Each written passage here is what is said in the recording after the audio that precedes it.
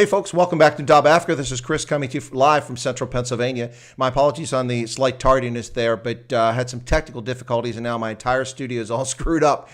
But I think I fixed it well enough for this that we can sort it out, but we'll see. Little challenges there. But anyway, so welcome. We're going to have my guest coming here in just a moment. But for those who don't know who he is, we're talking about Johan Orton, who is a sports photographer based in South Africa, who's covered so many different things. Focuses primarily on rugby, but covers quite a bit. And he was at the Rugby World Cup in 2019. He's covered Super Rugby, Currie Cup. He's also done other sports and other sporting events. So let me see. We're going to get to him in just a moment here. I'll bring him in. But I just want to run through some of the things he's done just to highlight it for you in case you didn't catch it on the stream in the description of the video before we got started. I'll bring him into the studio in just a moment. But Johan, let's see, the list is crazy. He's done a lot of stuff, been involved. He's a professional sports photographer, works with Canon cameras, so we'll talk a little bit about that. 18 years experience, was at the Rugby World Cup. Also, he's a freelance photographer for Rugby 365, and he did the world record attendance for a tennis match. He covered that with Roger Federer and Rafael Nadal in Cape Town. Pretty awesome stuff there. And he's done over 300 photos published in national and international newspapers and magazines. The thing about photojournalists, folks, is you often don't know who they are because they're behind the camera and you see the iconic, amazing images that they produce that get published that add flavor and value to news stories and magazines. But he's done 4 Currie Cup finals, a Super Rugby final, and the Rugby World Cup final. I envy him because he got to go to the final in Japan. I was back from that and didn't go to the final. So with that, folks, I'm going to bring in my guest here in just a moment. My guest is Johan Orton. Let me get him back in the just a moment here. I've got to take myself off the screen, and I'll bring him in. And sorry, the technical difficulties are still persisting here a little bit. So let me get him in here.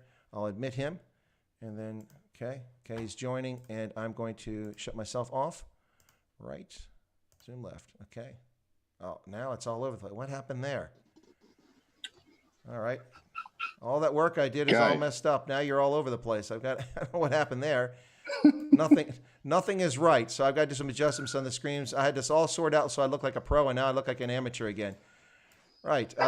So let me just adjust this really quickly. Is everything okay now? Well, no, not quite, but we're close there. So the top, let me get the top, 220.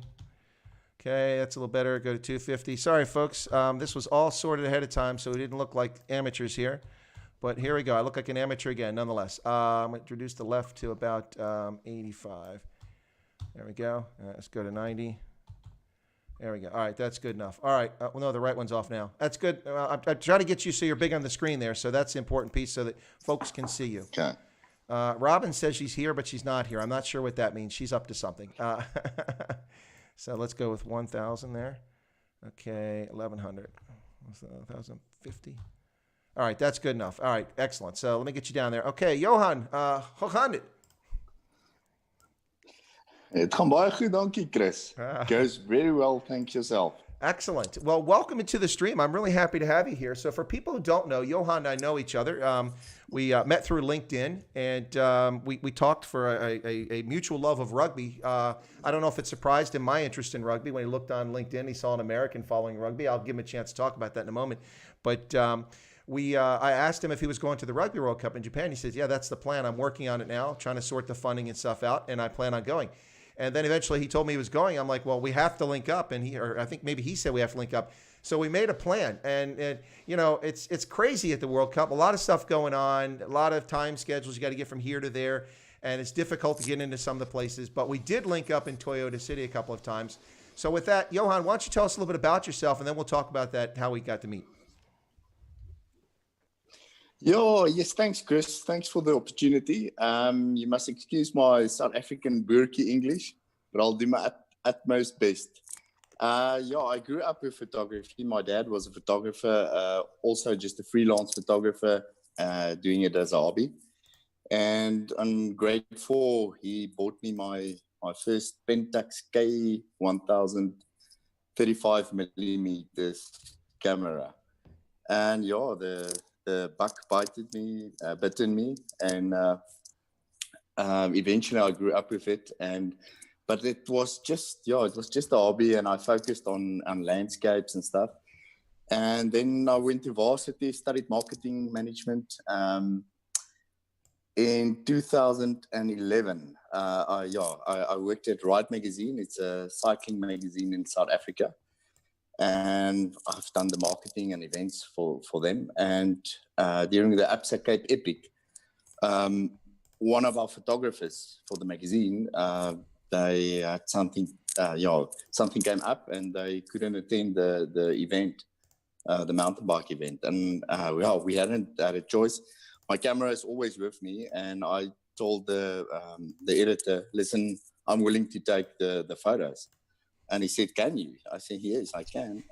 I grew up with photography, and eventually, that was part of my job.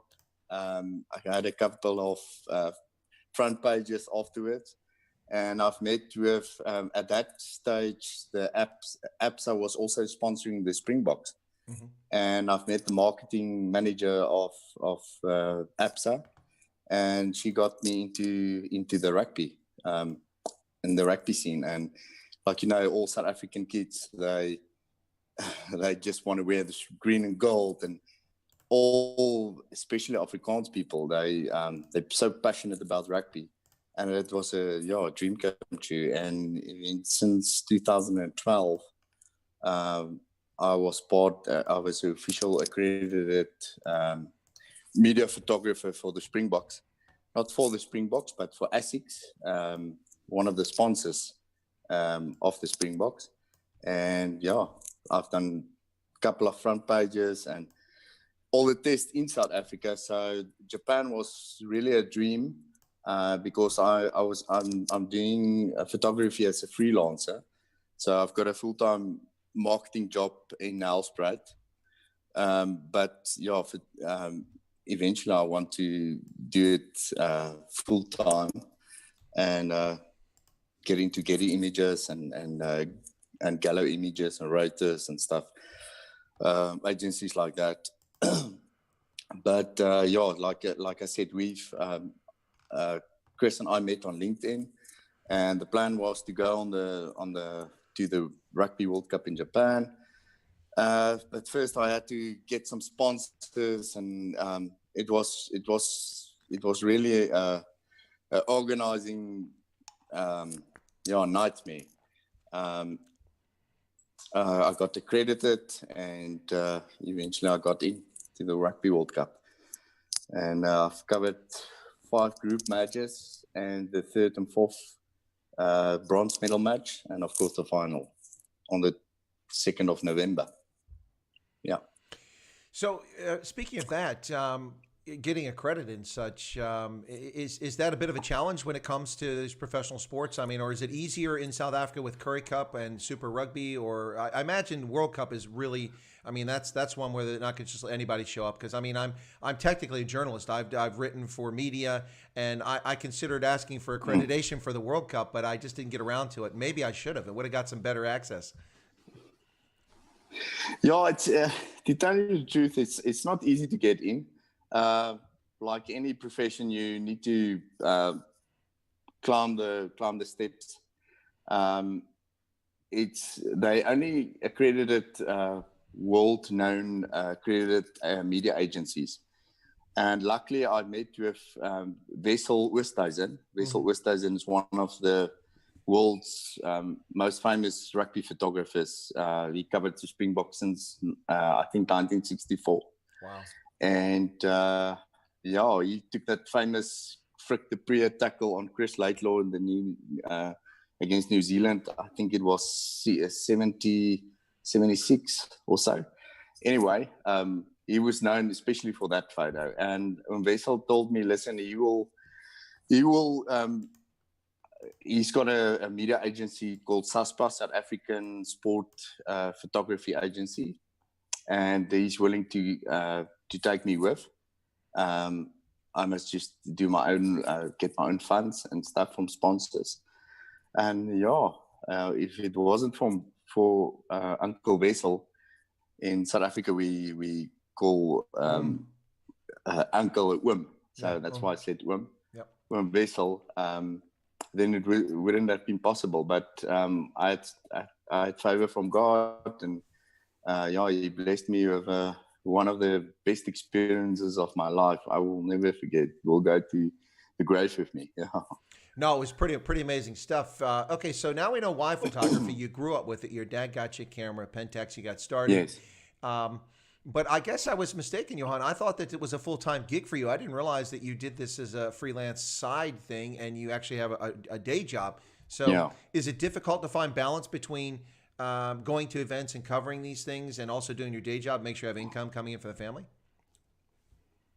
Yeah, like I said, as I said, my day job is Monday to Friday, so I can work through on weekends, go to Joburg, Cape Town, Bloemfontein, Natal, and obviously in Nelspruit as well. We host the local provincial side called the Pumas, Mpumalanga Pumas. Yeah, I know. So we've also got a and yeah, it's because of COVID-19, I missed the All Blacks first All Blacks test ever to be played in Nelspruit this year. So yeah, you have to have a balance. But luckily my work, my employees or employers supports me all the way, and yeah, I've got the opportunity to do both. Well, that's the unfortunate side of what's happened. But assuming that this political hysteria is over by next year, we do have the British and Irish Lions coming, and they are scheduled to play in Nelspruit, are they not? Yes. Yeah, the British Lions will face the South African A side, which means actually the B team. And that will take place, I think, on the 28th of July, next year. So do you plan on so far, so good. Do you plan on covering that game? Yes, yeah, and I will do all three tests as well. Excellent, brilliant. Now, the other question is, it looks like, I'm not going to hold my breath, but it looks like we will see a resumption of Currie Cup maybe in mid-September to late September. Are you geared up for that, and are you planning on covering that? Yeah, that's a plan. We haven't got a final resolution for what's going to happen. At the moment, there's talks of they're going to have a event in Nelspruit, maybe in Nelspruit for the whole Currie Cup. So all the teams will come here and they stay here. All the matches will take place here. Or it's between Nelspruit and Mbombela and Cape Town. So, but there's still lots of negotiation with sponsors and so on. It's not, so we're not sure what's going to happen, but I'm covered for that. Yeah. Gotcha. No, it's since March. I haven't. Go ahead. Sorry, Chris. The last sport event I covered was the Roger Federer and Rafael Nadal world record tennis match in Cape Town, and no one could imagine what will happen after that match, because since March there's nothing going on, and it had a huge impact on my income as well. Well, what was that like? I mean, that was kind of a big deal. That was really promoted as a massive event. And what was kind of historic being there with so many people? I don't even know what the attendance was. If you remember what that was, tell us what the attendance was and what the experience was like being there in that event, because it's kind of historic, yes? Yeah, of course. I mean, Rafa and Federer, if you look at the Grand Slams they won between them, I think it's 38. And the previous record was 15 by Pete Sampras, the American. Mm-hmm. So, and after Pete Sampras, no one thought, is this record ever going to be broken? And, Federer did it, and it looks like Rafa and maybe Djokovic will surpass him. But, South Africans, we don't see Grand Slams in our country. So it was quite an amazing match to shoot, to see those kind of stars in South Africa. We only used to rugby stars and cricket stars and athletics and so, but we never. I couldn't imagine Federer and Nadal playing in our home country on our backyard.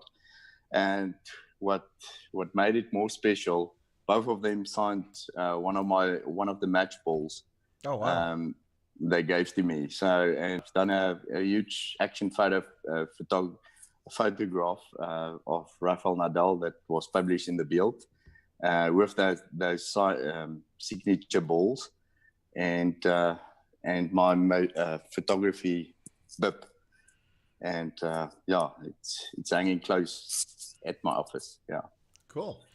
That's so that kind of leads to the next question of the things you've covered. I think I know what the answer is, but let's ask it anyway. Of these events you've covered, what's the most memorable sporting event that you covered of your career thus far? Definitely the Rugby World Cup, and I don't think anything will take its place. 2 November 2019 was the most. Well, I must be careful to say the most special day of my life because my wife is sitting there. So my wedding was my most special day, and nice after that, nice save. The Rugby World Cup, yes. Even the British and Irish Lions next year, it will never come to the Rugby World Cup final because of the Springboks winning it. It was my first World Cup final. And I'm planning to do the Olympics in the near future. But even that, I don't think it will come near to the Rugby World Cup. Yeah. So, are you accredited for the Olympics that have moved from this summer to 2021, or will you be going to Japan then? Yes, I was accredited, but I'm not. At the moment, I'm not planning to go anymore. No. Oh, you're not planning to go anymore. Okay, well, that's a shame. It was. No. Yeah, no, it's. No. Yeah. Well, the different, you were there in Japan. The thing about the Rugby World Cup, comparing it to the Olympics is amazing. I went to the Olympics in London in 2012, and it was one of the most amazing experiences. But I must say that the difference with the Olympics and the rugby is that with rugby, you travel the country. You go to different venues, you go to different cities, you learn about the country, you see a lot more. And it's spaced out. Whereas the Olympics, something's happening every minute of every day, all day long, every day. You're missing when you're seeing something, you're missing something else throughout most of the Olympics. And if you go to the Olympics, you're pretty much going to see Tokyo, which is interesting. But I think we got a better deal because we got one city. Yeah. Yeah, we got to go all over the place. Toyota City, where you and I linked up. Isn't that an amazing stadium? Absolutely amazing. My brother is a architect, and I just showed some photos and video images of that stadium, and he couldn't believe the infrastructure and it's absolutely amazing stadium. The whole design of sort of looked like a rugby ball. Yeah, it was kind of strange, but it's weird how it kind of arcs up and it just seems to get higher and higher towards the center as the seats get more seats in the middle going up.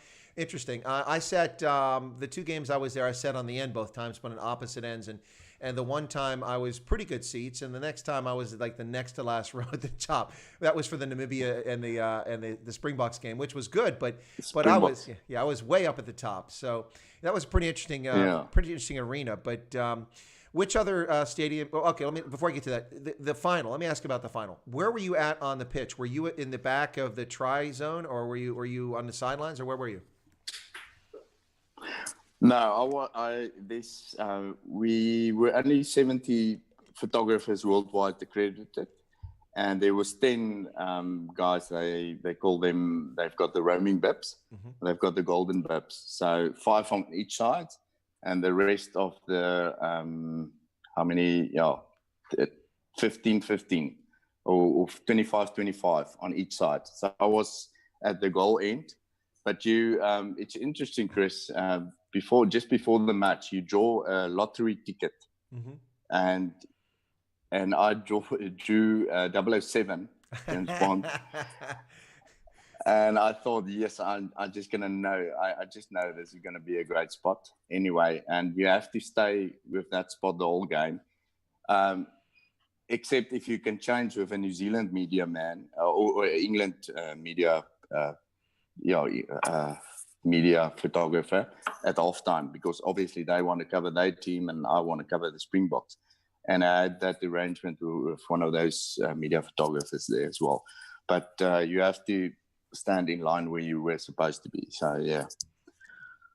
Gotcha. That's. I was curious about how that worked because I saw you at the Wales game. It was Wales, Georgia, I think. I'm trying to remember at Toyota City. Yes, Wales, Georgia. When I was trying to link up with you, you were down on the field, and we couldn't get very close because I was so high up in the air. And I'm like, "Hey, Johan," but you were at the end of the pitch for that game, and I just remember, hey, Johan, yeah.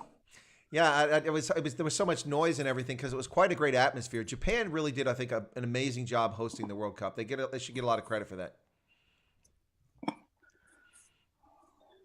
Absolutely amazing World Cup. The nature part of I think the flats in between the group games or the what do you call it? Oh, the typhoon. Typhoon Hagibis. Typhoon, yes, typhoon. They couldn't help for that, but that it was. I was at the 1995 World Cup. All right, that's 25 years ago, but you can't really. You can't. You can't compare the two. Compare the two. Yeah. You could be because of the technology and stuff, but. Japan, the people, they even learned all the nations' national anthems. Yep. They did so many.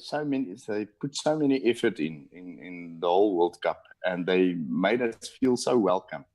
I remember when Wessel and I, the first day we arrived in Tokyo, we just knew our hotel. We're close to this train station, and but there's 6 different exits, and we couldn't speak Japanese, and the people there, English, I think, is a bit worse than mine. Indeed, it is. That's a myth about Japan. People say Japan, they speak English. No, they don't. Only a small number of them speak English, even in Tokyo. Exactly. And then we decided, okay, we're going to stop people now to ask us to direct us to our hotel. And there was this old couple, they coming towards us, and we said, listen, we want to go to this hotel. And they looked, they understood us, but they couldn't communicate. And they looked they had a little GPS system, and they walked 1.6 kilometers, about 1 mile, with us to our hotel, and just to get us safe to our hotel. And it was absolutely amazing. I couldn't believe the generosity and the friendliness of the people. And it was not like just them. All the Japanese people were friendly and trying to help us. And I don't know if we, just because we're South African, because everyone likes South Africans. No, I'm just joking. But they really helped us a lot. And the whole hosting committee, the LAC of the Japan Rugby World Cup was absolutely amazing. They hats off to them. No, it was. There's a couple things about Japan I learned, though, that I thought I knew, but it turns out were kind of not entirely accurate. The Japanese know English. No, they don't. Some do, but far fewer than in most countries I've been to. So it was a challenge at times with Japanese and English, with some folks trying to describe things. But they were very patient. They were always helpful. They went out of their way. I was in a little village when I went to Shuzoko for a game, and the hotel was nowhere near the stadium, and I was miles away, and there's no public transport. I took a bus. I got off a train, took a bus, standing on the side of a highway, looking around. There's nothing there. It's just a bus stop on a highway, and I'm looking at a schedule, trying to make sense of the schedule in Japanese, and like, and then finally I figured out, and then the bus shows up, and I said to the guy, is this the bus that goes this way? He goes, oh yeah, you're at the right bus. So get on the bus, get to this other hotel, but I have to walk probably about 2 kilometers from the bus stop to the hotel, get there all sweaty because it was so humid, go in, check in the hotel, and then there's no way to the stadium because you have to get to another train station, so I had to hop in a taxi, which cost me most of my cash. Anyway, but the next day when I left, I'm trying to find which bus stop, because the bus stop I got off of isn't the one that I need to get on to catch the correct bus to get out of there to get to the next. Anyway, it was such a headache. But this lady came out of this house, and she said she was trying to ask me what I was looking for, and she didn't speak English. And we kind of mimed through it, and I was pointing and showing. And she walked with me about 800 meters to take me to to another hotel, which was under the underpass. Exactly. And that person there spoke enough English to say, yes, your bus stop is down here. It was really fantastic. They were wonderful host. It was such an amazing experience. But the Japanese speak English. That's a fairy tale. Not many of them do. It just is not many of them, but they really are. But it wasn't just South Africans. They were friendly to everybody. Yeah. When I was in Yokohama, I was trying to make sure I got on the right train, and I was rushing. I'm dragging my suitcase behind me up the stairs because there was no elevator or escalator in that spot. And I get up there, and am I on the right platform? And it's just packed because it's rush hour on a business day, and I don't know. And so I'm looking around, and I'm starting to panic because I'm not sure if I miss this train, I'm not, I'll get to the next place in time because I have to get on Shinkansen, the express train. Anyway, so I'm asking around, and nobody speaks English. And some guy comes over, he sees me distressed, and he says, he asked me in Japanese. I said, I'm sorry, I don't speak Japanese. And he says, in French, do you speak French? And I'm like, parlez-vous français? I'm like, yeah, bien sûr, mais depuis longtemps. So a Japanese guy who spoke French, we spoke in French in Yokohama, and that's how I got on the correct train. So you got to love it. People really try. Amazing. It was really amazing. So let me ask you this. Who's the most interesting rugby player you've ever met through all the places you've been? I mean, you had to have had a chance to talk to some of these guys. Yes, yeah, no. I must say Duane Vermeulen. He's actually, I'm not just saying because he's from my hometown, but he is from my hometown, and he's very down to earth. I mean, it's between him and Zinzanbrück for the best 8 of all time, according to me. Right. And he's so down to earth, powerful 8th-man and loose forward. So. And he's got a sense of humor and really a nice guy, interesting guy. And you think all those forwards, they're not very smart, but no, they're not. They're very smart. I must say Duane Vermeulen, yeah. No, I'd have to. I haven't met him, but I have to say he's amongst my favorite South African rugby players. Duane Vermeulen. I've been a fan ever since he came up. Played for the Stormers and for Western Province. Huge fan of Duane Vermeulen. So yeah, no, I think he's amazing. Yeah. He's great talent, and uninjured. He's clearly one of the best ever at that position, without a doubt, no doubt about it. So what's it like being up close, right there at the Rugby World Cup? I mean, I can just imagine. I mean, I was in the stands, but being on the pitch that close when someone's jetting towards you for a try and they dive across and you got a chance to take that perfect photograph, what's that like? Yes, Chris, it's amazing. You still, when I see, I mean, the World Cup is was 10 months ago, and every time I see the replays, I can't realize, I can't emphasize how privileged I was to be there. You only realize how fantastic it was when you look at the highlights and stuff. You experience the bone the bone crunching tackles. No matter if the crowd's cheering and stuff, you hear all the things. And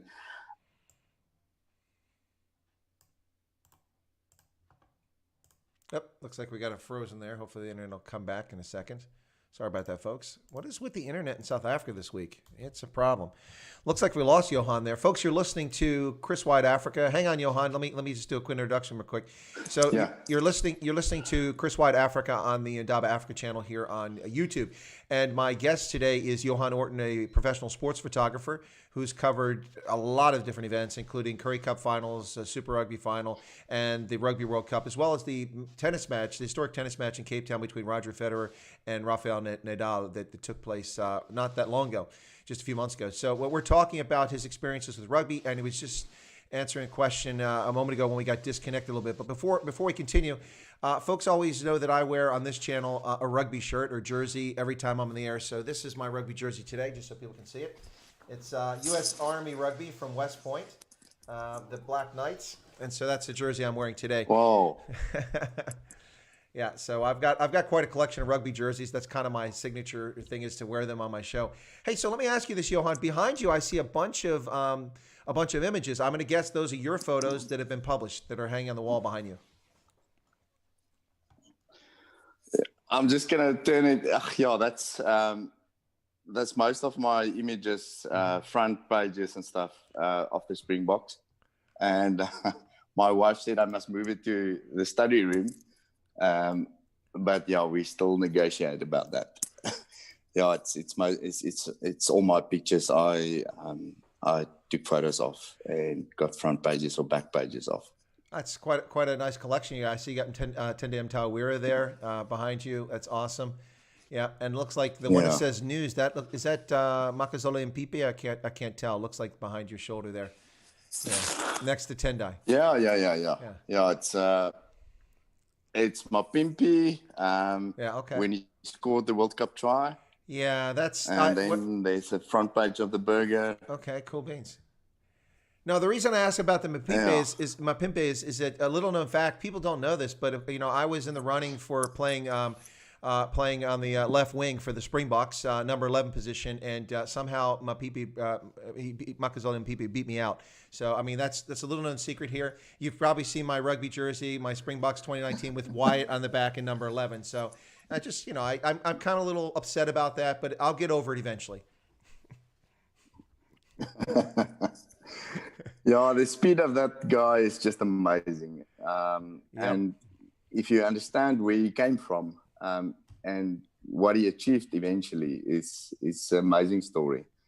He was I think he started playing rugby at standard or grade 6 from a township, and he just climbed the ladders and eventually scored the first Rugby World Cup try by the Springboks in a final ever. Yeah, finally the third title. We have to wait forever. 95, 2007, no tries. It took still 2019 to get a try, and then we got a couple of them, some really good ones too. Yeah. But let me get a few things in from the chat here. People are having a little fun in the chat. So Robin said a bit ago, she said, yes. Now I can't, there's one of the people who views my channel called Penny Williams, and Penny's on here, and I always have a crack because I'm a Big Bang Theory fan, and so I always pretend like I'm Sheldon, and thank you, Penny. Anyway, but Penny. So now Robin says she can't look at Penny's name without thinking about the Big Bang Theory, and she's like, "Thanks, Chris." Anyway, you're welcome, Robin. And then Winnie Vandermeer, I think she's just having a go. She says, "Ask Johan if he has Sia Khaleesi's contact details. You need to get him on." That's because I did a video about Sia Khaleesi and cutting up your Springboks jersey. So she's having a go there. I don't think that's serious. But if you do have Sia's. If you do have his contact details, I'll be happy to take them. Yes, I do have, but I'm not going to comment on any of those. Smart move. So Paulie says Paulie likes my Army rugby jersey, and then Winnie says your jersey's better than the Western Province jersey. Winnie, that's the kind of language that gets you banned on this channel. You should be careful what you say. I'm just kidding. I must agree with her. Oh, that's not right. So are you a Pumas fan? What's the deal? No, I'm a Blue Bulls fan. The jersey you were, and the province and the Northerns fans, they had to go at each other all the time. It's the two most influential rugby teams in South Africa. No, the Bulls and the Race and the Stormers. Absolutely, and of course the Stormers Western Province own far more Currie Cups than any other team can even hope to approach. Just saying. Yeah, but remember, the Northern Transvaal Rugby Union only was established in 1938, and since 1938 we won the most. Yeah, but part of that's because we should share in full disclosure. People in that part of the country are a little slower. It takes some time to get going, so that's why. Now, for people who know, I'll take it on the chin. Yeah, you probably just move on from that. But people know me, know I'm just having a go because my favorite part of the country is Pretoria. I actually love Pretoria, but I'm a Stormers fan through and through. But I go to Loftus and I enjoy watching Bulls games. Me and the other 600 people who bother to rock up for a game. It's really sad how empty the stadiums are these days. Yeah, it is lately. In the past, before 1992. All the stadiums were packed, absolutely packed for just a normal Currie Cup match between say Northern Transvaal and Eastern Province. And we were so, I don't know, I think the professional era, people, the supporters, especially the bull supporters, if the team's not performing, they will not support the team in the stadium. They must prove themselves. I know it's bad, but that's how the people in Pretoria are. And the stoetbulle ondersteuners. Well, you've gained a fan here, Johan. So Winnie van der Merwe says, "Danke, Johan. Bulls die hard." And then she says, "Johan, yes, my hero." And Winnie's telling me to be very careful. That's funny. That's funny. Yeah, Stanley Robson says only WP won the Western Province won the Currie Cup a record 5 times in a row. I believe that's true. Yep. Yeah, but they haven't won the big one, the Super Trophy, the Super Rugby Trophy. Well, the superly disappearing, rapidly dissolving Sanzar Super Rugby competition. Yeah, that's we could talk about that. That's really disappointing. I'm really frustrated with Super Rugby and have been for a number of years. But Penny Williams, Penny just gave a super chat of 35 Ranch, says, "Johan Orton, you must be a Western Province fan," and she's got exclamation points. So I'll say to Penny, "Thank you, Penny. Thank you, Penny." Anyway, yeah. So let's get back to not Super Rugby. We'll talk about Super Rugby in a little bit here, but I did want to ask you. So you use Canon cameras.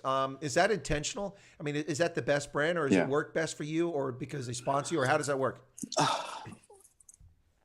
Hi, Chris. It's like Mercedes-Benz and BMW, Nikon and Canon. Both are great brands. I think if you start with a Canon, you got to stick with Canon and your Canon equipment, lenses, and your camera body. If you start with a Nikon, stick with it, because I think in the 80s Nikon ruled the camera world, and then in the 90s Canon took over, and then early 2000s Nikon were at the top again, and now Canon is on the top again.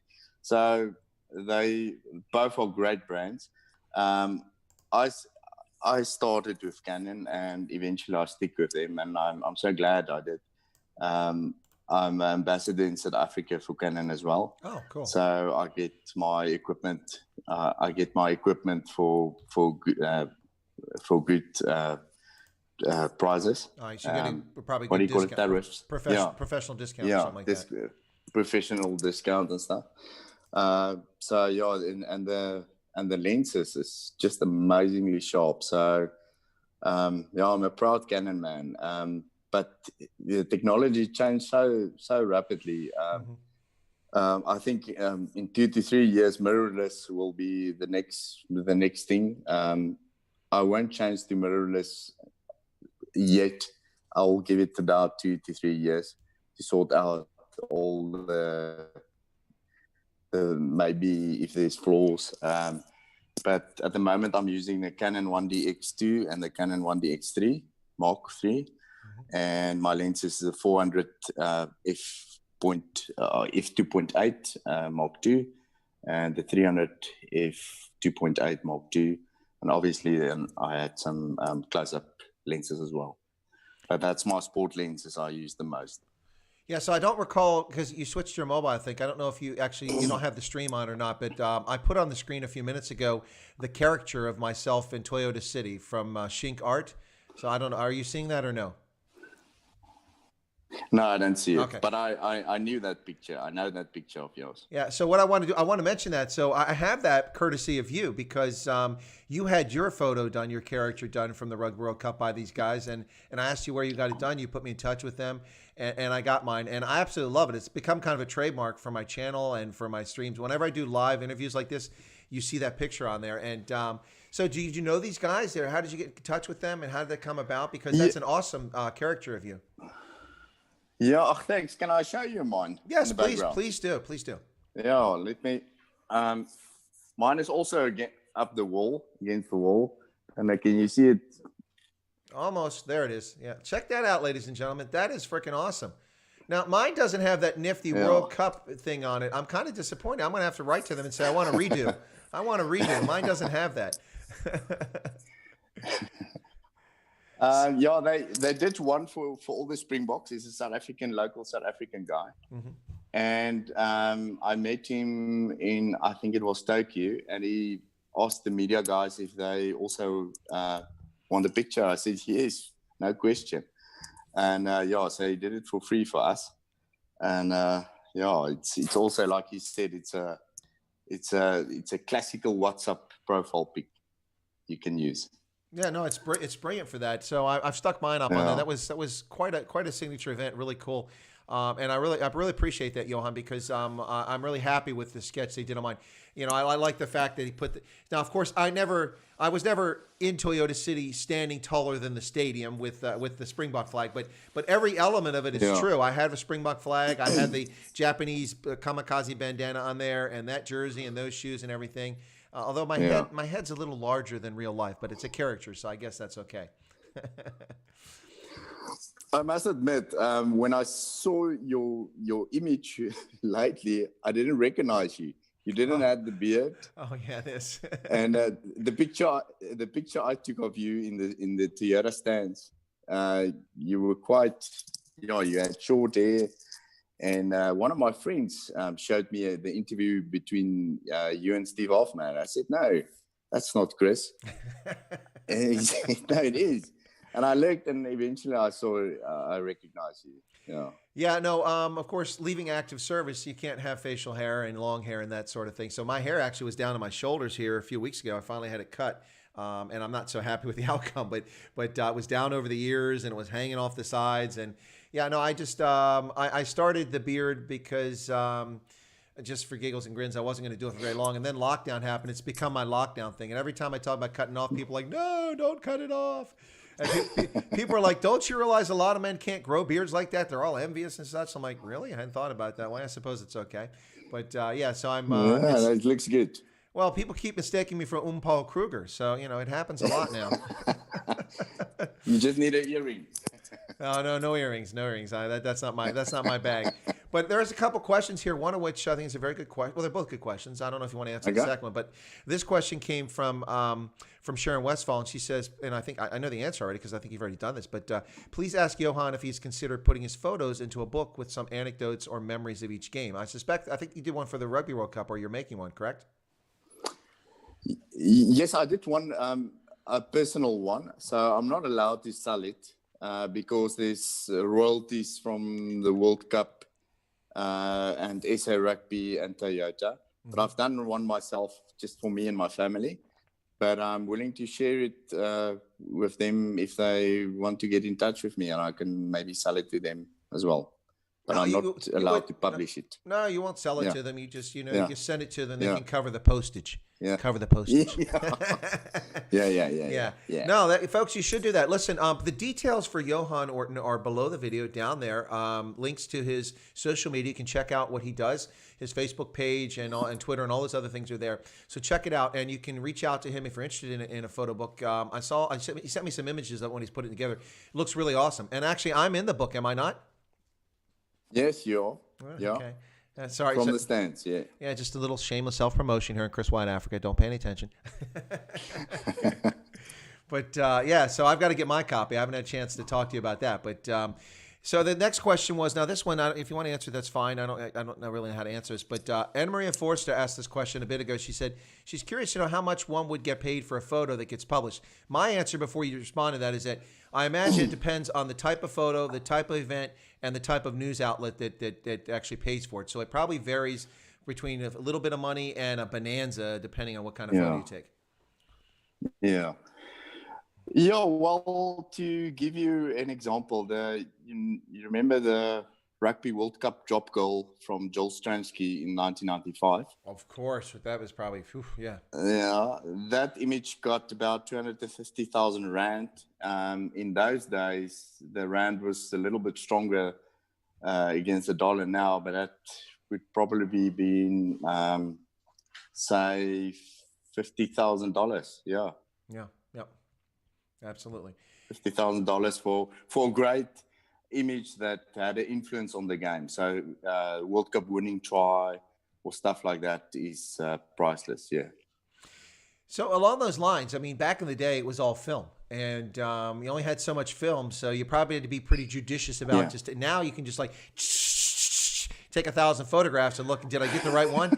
Does it make it easier with photography in some respects? Yeah, definitely. Back in the days, you had to buy fast films and slower films, and and you couldn't look at the LED screen at the back and to see, listen, am I on the right settings? Or nowadays you can look, you put your settings, you sort of know all the settings, but you know, all right, it's too dark, you increase the ISO or put the speed down. So you can perfectly adjust all your settings just by looking at the screen. And in the film, you only had about 60 images on the film. So you had to know your stuff. You can't erase it. Okay, delete this one. So I must say photography has become so much easier for photojournalists. In the past also, the photographers, they only could attend half of the rugby match. Then they say, for instance, the game was in Durban. At halftime, they had to drive to Joburg to the printers, develop the photo, and that's what it was. And it wasn't near enough to be the quality of today's photos. So, yeah. Yeah, no, my first digital camera. Well, actually, before I say that, I should say that you were talking about Canon. I still have a Canon AE1. Oh, yeah. That's a collector's item. No. It has to, at this stage, it has to be a collector's item. It's an antique. Definitely. It's from the 80s. So, yeah, it's a brilliant camera. Definitely. Yeah. But my first digital camera was a Casio, which I got in 1995. And it was like, I don't know, 640 pixels or something like that. It took some really lame photographs. But I've always been an early adopter of things. And while digital cameras had already been out for several years for high-end professional photographers like yourself, they cost $25,000 in that time. Yeah. So me buying a camera for like $300 or $400, a little, but today, I mean, my goodness, I mean, this thing right here is, this could have launched the Apollo space program, and the photos it takes are just astounding. And this is a S9. Wait till the 20s, Whew, man. Yeah, no, I fully agree with you. The technology is just snowballing at the moment, and you don't know what you're going to get in 5 years' time. So, like I said, I'm sort of conservative. I'm just waiting for the mirrorless to get better before I'm making that change. But eventually I will change to mirrorless. Yeah. So Anne-Marie Forster asked another question. She says, do you ever take nature photos? I think that's how you started initially. Do you still do that? Yes. Nature photos, definitely. I do some landscapes. After university, I went for a 2-year working holiday to the UK. And all the Scotland, Highlands, and beautiful scenery there got me hooked to landscapes again. And when I came back eventually, in I think it was 2005 or 6, I joined the photography club in my local town. And at that time, it was only landscapes, no sport. I love landscapes, and especially from this region near the Kruger National Park. I'm about 50 km from the Kruger National Park. And Chris, you have to come and visit me when you're ever in South Africa, and I'll take you there. Anyway, so it's a sin not to take wildlife photos and landscapes if you're a Lowvelder, Mpumalanga Lowvelder. Yeah, if I can say it like that. Yeah, I've famously never been to Kruger. It's one of the few places I haven't been in South Africa. Kruger, Eastern Cape, and Northern Cape are the 3 spots I haven't been to in South Africa. So I'll have to get around to it at some point. But with the British and Irish Lions series in Nelspruit, I have to look at the schedule again and see if it works, because it's not that far to get from Gauteng to Nelspruit. I mean, it's not that far a drive to do that. Yeah. That's manageable. About so 3 hours. I have to take a look at that and see if that's feasible. But it would be pretty awesome because man. I've never been in Nelspruit. I've just driven by it on my way to Maputo a couple of times. So it's not been a place I've actually stopped at. So I'd have to check it out. But let me ask this question. So the lockdown, this political hysteria that's caused this lockdown. I'm not talking about the virus. I'm talking about the lockdown itself and the way things have been handled. Yeah. No sports, no opportunity for you to raise any money or revenue by taking iconic photographs at sporting events. Do you do anything else? I mean, do you offer portrait services? Do you have a photo studio where if people want to get a family portrait or weddings or something, is that something you do, or you don't do that? Yeah. Like I said, the last sport event I was shooting was the Federer and Nadal game tennis match in February, and since then no professional sport events. But luckily I'm involved with the local newspaper in Nelspruit, the Lowvelder, and I took some. They often call me to cover events, so like the food aid at what do you call it, the COVID-19. There's a charity organization in our region. So I had some photojournalist photos taking where food is handed out to the communities. So those money is coming in, and I'm also doing matric farewells and photo shoots, family photo shoots. It's not my favorite images because I don't have. In Afrikaans, they call it geduld. What do you say? Anyway, I haven't got the patience for a bride or in wedding photography to say, yeah, stand like this, stand like that. I just want something to be in nature and perfectly placed. But I do that. I didn't hear your pronunciation because in German it's geduld. So it's similar to Afrikaans. So that's what you're saying. Patience, geduld is in German. Yeah. So Anne-Marie, Sharon Westphal said she just had a look at your Instagram, and she said you have a lovely pic of a lilac-breasted roller on your Instagram page. That's cool. You scratch your head trying to figure out. Thank you so much. It's like you scratch your head trying to figure out which photo was that. When did I take that photo? Yeah.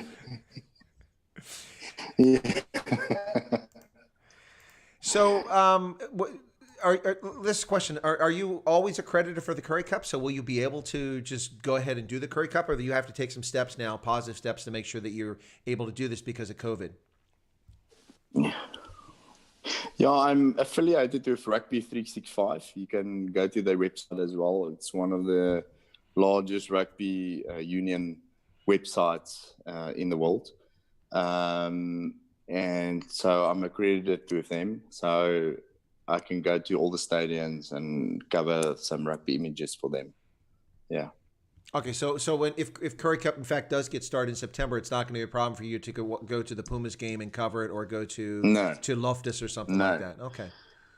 Yeah, well, it depends. If all the games is going to be in Cape Town, they will have one venue.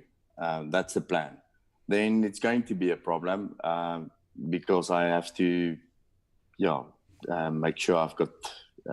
I must use my own expense to get there, and obviously I'm full-time employed at the local private school in Nelspruit. Mm-hmm. So I can't just go for the weekend for the Friday to Cape Town and come back on Sunday. So, but if it's in Nelspruit or Pretoria, it depends on the COVID-19 regulations to move from province to province. But I don't think it will be a problem. I will get the right papers to do so. All right, that's what I was curious about. So make sure we get that, because we won't be able to go to the games in the stands in September. That's for sure. There won't be any spectators. So we'll be counting on television coverage and sports photographers like yourself to bring the games to us, because we're not going to be able to be there, which kind of sucks. So Wendy Fundameva was sharing with me. She's trying to help me out here. She said, "Chris, matric farewell is prom here." Thank you, Winnie. I actually know that. What I was going to say is that there's a significant difference, because prom is the big event that happens before graduation, And of course, here we require our students to have a passing mark of 70 or above to be considered high school graduates. Of course, the ANC has lowered the standards to 30% in South Africa, so your matric is hardly a passing mark. I'm just saying, we welcome the new students to the engineering course here at UCT this year. How did you all do on your matrix? What was your math score since you're an engineering student? I got 32. Oh, welcome. You will make you the structural engineer for our bridges. Yeah. Oh, man. Yes. Just shaking my head. Not a good CV for my country. No, it's not. Yeah. It's really embarrassing. Instead of improving the quality of education, they're dumbing it down. But anyway, we don't get into that right now. So, what are you looking forward to? What's the thing, Johan? What's on your events or calendar? Do you have anything that you're looking forward to? Are you excited about Currie Cup? Are you looking forward to test matches? Because we don't know what's going to happen with the Rugby Championship. The Springboks claim they're going to play. Sarwa says they're going to play, but it's in New Zealand, so obviously you're not going to go to that, I would imagine. Correct? Yeah. So I'm looking forward to the Currie Cup, or the local Super 12 or Super Rugby, like the two Aurora matches in New Zealand. But I think it will be called the Currie Cup, because all eight teams will compete in it. But obviously, the British and Irish Lions next year, I just hope it will take place. I believe it will. And not in closed stadiums. And I hope all the spectators will be able to watch it. It's a great financial injection for our country, to have all these British here in South Africa spending their pounds. So we need this. These British and Irish Lions do so much in South Africa. So that's I must say, if I look at the thing, I've never covered the British and Irish Lions. I was in 2009. I wasn't involved with the Springboks yet. So this will be definitely one of my highlights. Excellent. Well, it sounds like really interesting, but let me cover one last thing before we wrap up, if you don't mind, Johan. So we talked briefly about Super Rugby, and I wanted to table that for a little bit later. So let me bring it back now. Let me give you my view on Super Rugby, and then I'll get your thoughts as a photographer who covers the game. So for me, Super Rugby, of course, came about as a competition in 1996 when professional rugby really started, the professional era. And it was a Super 12, and then it was a Super 14, and the Super 15, and then the Super Rugby 18. Yeah. And my thing is, I thought it was the best when it was 12 and 14 teams. That was when it was in its prime. When they expanded 15 and then 18 teams, it really diluted the talent. And we also saw the strange thing of conferences, and then teams didn't travel around. They stayed in their conference. So the South African sides never went to New Zealand anymore or Australia. And it was really weird for me. And I think they just played around with the league so often that they screwed it up. And now, of course, the New Zealand Rugby Union wants to disappear, and they want to go towards Japan and the U.S. and create their own Super Rugby. And then the teams in South Africa, of course, the Cheetahs and the Southern Kings were kicked out, along with the Western Force in Australia when they went back to 15. And so those guys went to play for Pro 14, which has been okay for the Cheetahs, not so great for the Southern Lions. But now we're looking at potentially South African sides going to compete in the Pro 14, which become the 15 or 16, or even maybe in the Premiership in the UK. So what are your thoughts about Super Rugby? Because it looks to me like it's over. It's done. We're not going to see it anymore. Yeah. Actually, I can't say I'm glad, but I understand the principle of because of the time zones and stuff. But like you said, rugby, Super Rugby, well, it started in 1993 with the Super 10, but only the professional leg of Super Rugby started in 1996, like you said. Right. And at that stage, it was a magnificent tournament. Yeah. I think it was also group matches. No, it was everyone played everyone. Mm-hmm. So, but at first it was group games. I would suggest if Super Rugby want to be a great tournament, they also need a Group A, B, C, like the Heineken Cup and the Rugby World Cup.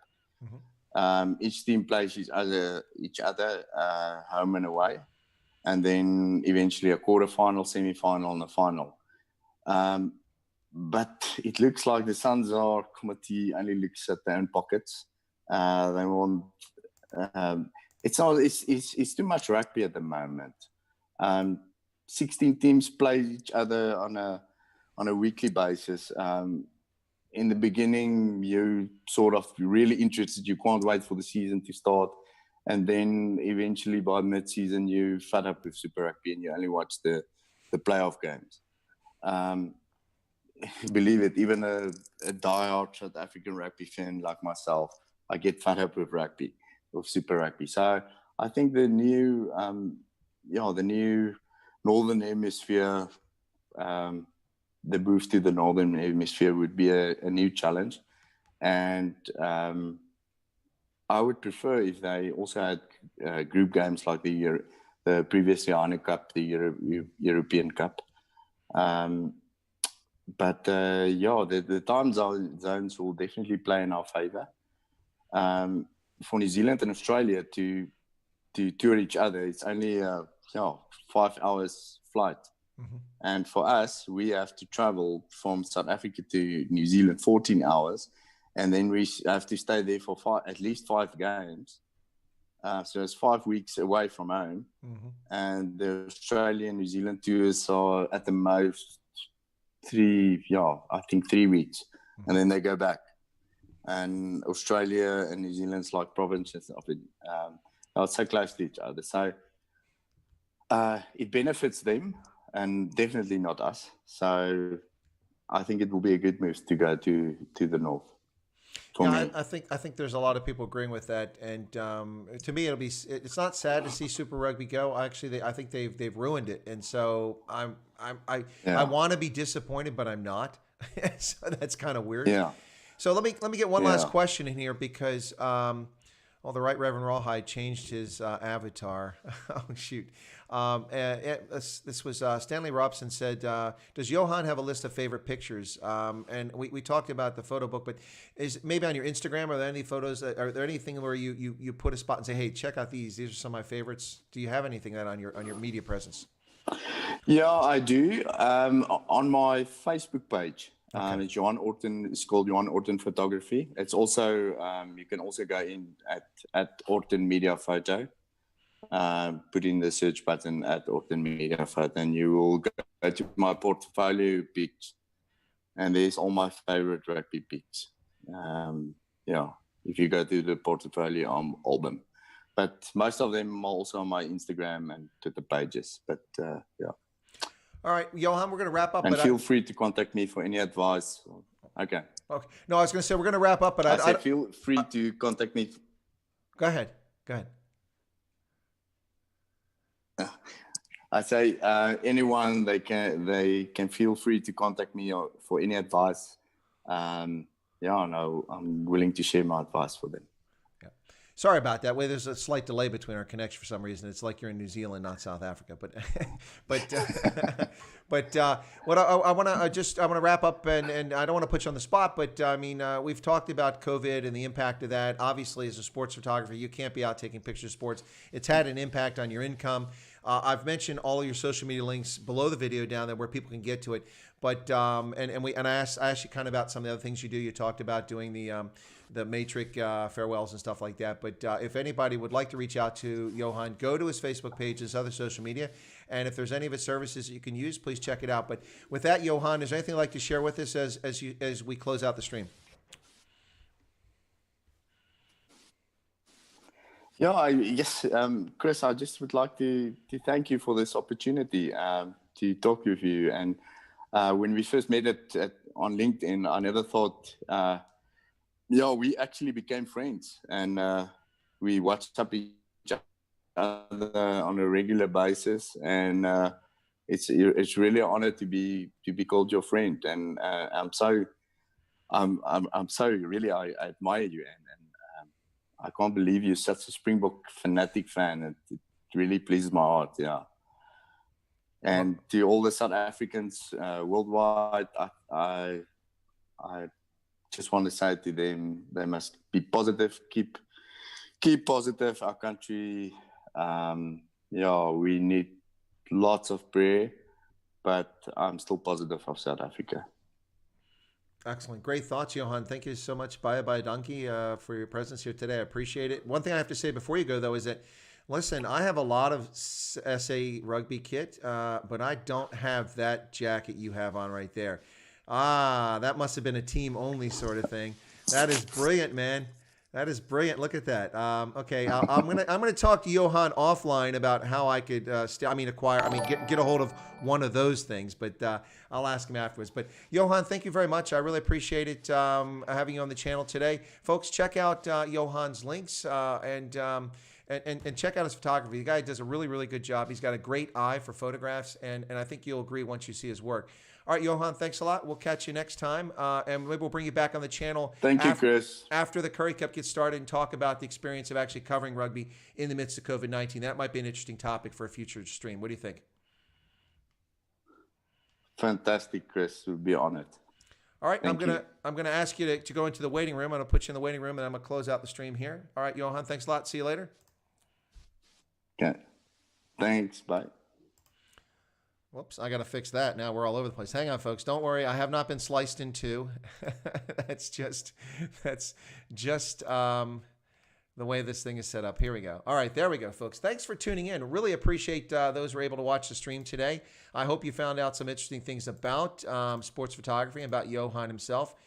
Quite an interesting fellow. So done some amazing stuff, covered some really iconic rugby events, but he doesn't just do rugby. As we talked about, he's also done the Roger Federer and Rafael Nadal massive tennis match there in Cape Town recently. So folks, please check out all of his social media links just below here. If you're not a subscriber to Chris Wide Africa, I ask you to take a second and go, hey, why don't I subscribe? Smash that button right down there. It costs absolutely nothing. The introductory and permanent price of $0, 0 rand, 0 shekel, 0 New Zealand dollars. Yep, that's right, folks. You can become a subscriber for absolutely nothing. If you are interested in supporting the channel, you can become a paid subscriber, and that costs almost nothing. I've created so people have a sense of community. And so the entry level for the 3 levels, but the entry level to become a member of Chris Wide Africa is just $1.99 US per month. Actually, that works out to 10 Rand in South Africa. So quite a bargain there, folks. Other folks charge you 60, 80, 100 Rand a month in South Africa for their coverage. I just offer membership for 10 Rand. It's part of an effort to make a community, and you're welcome to join if you'd like. Anyway, so with that, I also ask that you smash the like button. I see we've down to 28 people because people are dropping off now that Johan has gone off, and I'm less entertaining than Johan. But we got 51 likes. We had a peak audience, I think, of 43 on the channel today. That's not bad. Thank you all for tuning in for that. I'll be back for the Night Owls edition later today, and I'll talk about the purported assassination attempt of Donald Trump, which wasn't that, but there was a shooting incident outside the White House yesterday, which is making the news around the world today. We'll talk about Donald Trump. Also, I did take a look at the article from the Mail and Guardian, in which the Mail and Guardian talked about, they ran the story from Nick Turse claiming, nefarious U.S. special operations activities all over Africa. Oh, Rambo in Africa. What a bunch of horse manure, ladies and gentlemen. And I've put on my channel under the community tab a link, which hopefully you got a notification about, showing a video that I did back in May, disputing and debunking all of Nick Turse's claims about this. This guy is a conspiracy theorist who takes a little bit of genuine information and makes massive leaps across a chasm and tying things together that are unrelated and misleading the unknowing public that doesn't know better, and it's shameful. Anyway, so I'll probably do a video on this again because I find it very annoying. The person gives the impression that there are special forces doing operations in Botswana. No, there aren't. There are not. He calls the North Carolina National Guard Special Forces. He needs to get his facts straight. But anyway, he does take actual facts and he mixes them with his conjecture and weaves an interesting tale. But it's not the truth, and I will debunk that yet again. So, folks, thanks for tuning in. I'll be back again for the Night Owls edition later today. That's at 9:35 South Africa time, Botswana time. So in about 2 hours and 20 minutes or 2.5 hours, something like that, I'll be back on, and we'll chat about these events and about the situation with Donald Trump. Anyway, folks, thank you for tuning in. God bless. My special thanks to my guest today, Johan Orton, the professional sports photographer, a friend of mine from South Africa, who's from Nelspruit. Anyway, so we'll be back on later. Thank you so much. And we'll have Johan back on the channel at some point, ladies and gentlemen. So thank you so much for tuning in. I got to find my closing video here. Where's it at? Somehow it got it in the wrong place. You get the software here, you got to get in the right spot. All right, so I'm going to close out. I want to thank you all. Have a pleasant day, and hopefully I'll see some of you, if not more, in a couple of hours for the Night Owls edition of Straight Voltage.